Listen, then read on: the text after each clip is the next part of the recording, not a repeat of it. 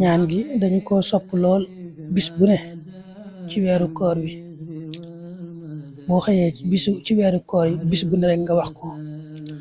te mooy yaa barru yallahumma rabba ramadan wa rabba kulli maxtafa wa mastaban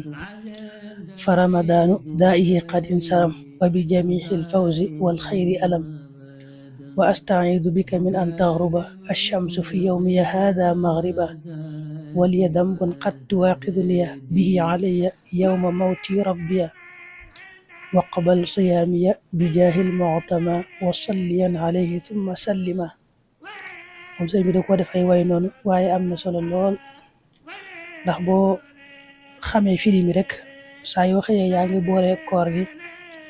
boole nga it wax suñu boroom ñaan ko ne ko suñu boroom sama boroom bu maa ngi muslu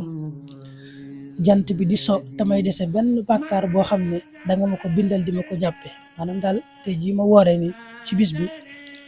bu jant bi dee so bu ma desee benn bàkkaar boo xam ne danga ma koy bindal di ma ko jàppe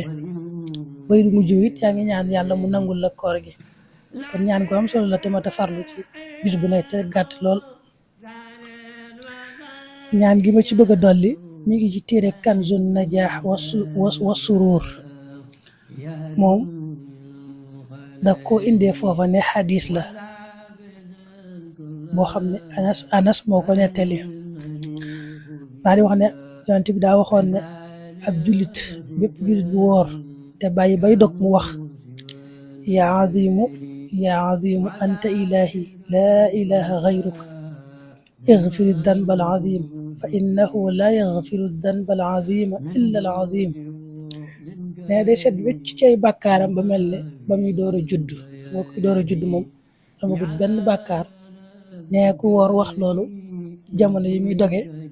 noonu lay sete ci ay bàkkaar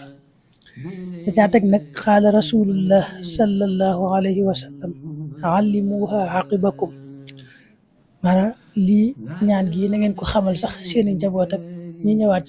ñëwaat seeni ginnaaw fa innaha kalimatun yuhibbuha allahu wa rasuluhu wa yuslihu biha amra dunya wal axira ne baat la boo xam ne yàlla daf ko bëgg lool yonent bi bëgg ko lool te it de ci la yewee na le mbirum àdduna ak àllaaxira loolu mi ngi ci téere Kanzun Najaax wa Suruur.